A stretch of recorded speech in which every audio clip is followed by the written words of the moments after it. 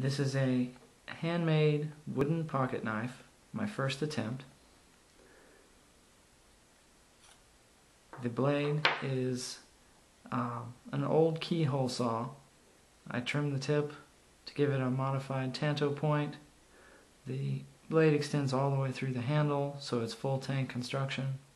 The handle and sheath are 1/8 inch plywood, two pieces sandwiched together.